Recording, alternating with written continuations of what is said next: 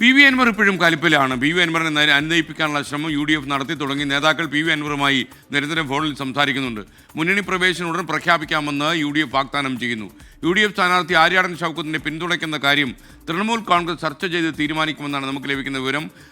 ഇപ്പോൾ central news ഡെസ്കിൽ നിന്ന് ബി ദിലീപ് കുമാറും പിന്നീട് നിലമ്പൂരിൽ നിന്ന് VNC വിജയനും ഈ തത്സമയ വിവരങ്ങളുമായി ചേരും. ആദ്യം ദിലീപ് കുമാറിലേക്ക്.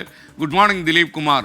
ഒരു അൻവർ ഫാക്ടർ നിലമ്പൂരിലുണ്ട് എന്നത് നേരാണെങ്കിലും പി.വി. അൻവറിനെ സംബന്ധിച്ചിടത്തോളം ഈ തെരഞ്ഞെടുപ്പിൽ വിജയിക്കേണ്ടത് അദ്ദേഹത്തിന് ആവശ്യമാണ്. ഇതുകൊണ്ടൊന്നും പിണറായിയെ തകർക്കാൻ ഒരു നിയോജകമണ്ഡലം കൊണ്ട് കഴിയില്ല എങ്കിൽ പോലും അദ്ദേഹത്തിൻ്റെ രാഷ്ട്രീയ ഭാവി തീരുമാനിക്കാൻ പോകുന്ന തെരഞ്ഞെടുപ്പ് കൂടിയായിരിക്കും നിലമ്പൂരിലേത്. Good morning. കോൺഗ്രസിനെ സംബന്ധിച്ച് UDFനെ സംബന്ധിച്ച് ഇത്തവണ നിലമ്പൂരിൽ വിജയം കൊയ്യാമെന്ന അമിത ആത്മവിശ്വാസമായിരുന്നു. അതിൽ പ്രധാനപ്പെട്ട കാരണം നിലമ്പൂർ നേരത്തെ മുതൽ UDFൻ്റെ ഒരു പരമ്പരാഗത മണ്ഡലമാണ്. അത് 2016 പി.വി. അൻവർ അട്ടിമറിച്ച് ഇടതുചേരിയിലേക്ക് എത്തിച്ചത്. ആ പി.വി. അൻവർ ഇപ്പോൾ ഒപ്പമുണ്ട് എന്നതായിരുന്നു ഈ അമിത ആത്മവിശ്വാസത്തിൻ്റെ കാരണം. പക്ഷേ അപ്രതീക്ഷിതമായി UDF കേന്ദ്രങ്ങളെപ്പോലും ഞെട്ടിച്ചുകൊണ്ടാണ് ഇന്നലെ പി.വി. അൻവർ തുറന്ന വിമർശനം നടത്തിയത്. അതിൽ പരസ്യമായ അധിക്ഷേപവും വിമർശനവും ഒക്കെ അടങ്ങിയിരുന്നതാണ്.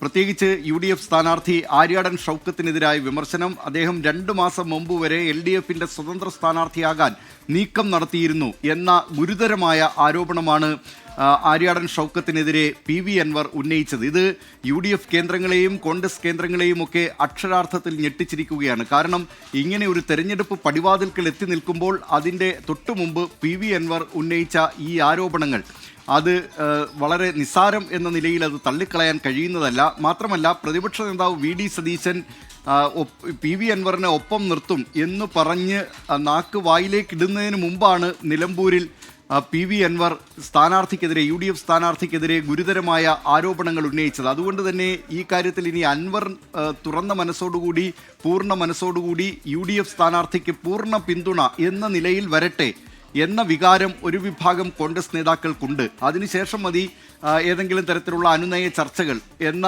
വികാരമാണ് പൊതുവെ ചില നേതാക്കൾക്കുള്ളത്. പക്ഷേ അതിനപ്പുറത്ത് ചില നേതാക്കൾ പറയുന്നത് തദ്ദേശ തെരഞ്ഞെടുപ്പ് വരികയാണ്, നിയമസഭാ തെരഞ്ഞെടുപ്പ് അടുത്ത വർഷം നടക്കാനിരിക്കുകയാണ്.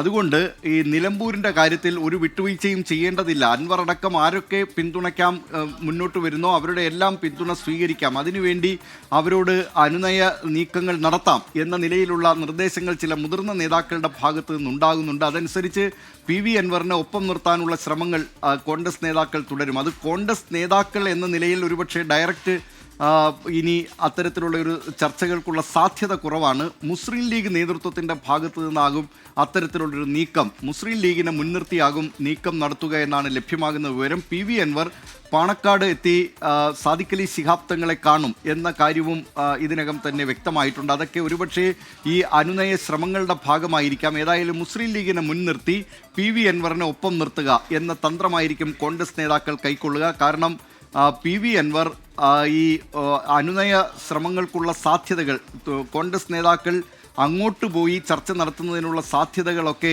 പി.വി. അൻവർ തന്നെ ഇന്നലെ പരസ്യ പ്രതികരണത്തിലൂടെ ഇല്ലാതാക്കി എന്ന വികാരമാണ് കോൺഗ്രസ് നേതാക്കൾക്കുള്ളത്. പക്ഷെ അതുകൊണ്ട് ആ നിലയിലുള്ള ഒരു ചർച്ചകൾക്ക് സാധ്യത കുറവാണെങ്കിലും പി.വി. അൻവറിനെ ഒപ്പം നിർത്തിക്കൊണ്ട് പോവുക, പരമാവധി വോട്ടുകൾ സമാഹരിക്കുക, ഈ സർക്കാരിന് പരമാവധി പ്രഹരമേൽപ്പിക്കുക എന്നതാണ് കോൺഗ്രസ് പൊതുവെ സ്വീകരിച്ചിട്ടുള്ള നയം. ഓക്കെ, വി ദിലീപ് കുമാറാണ് സെൻട്രൽ ന്യൂസ് ഡെസ്കിൽ നിന്ന് നമുക്കൊപ്പം ചേർന്നത്.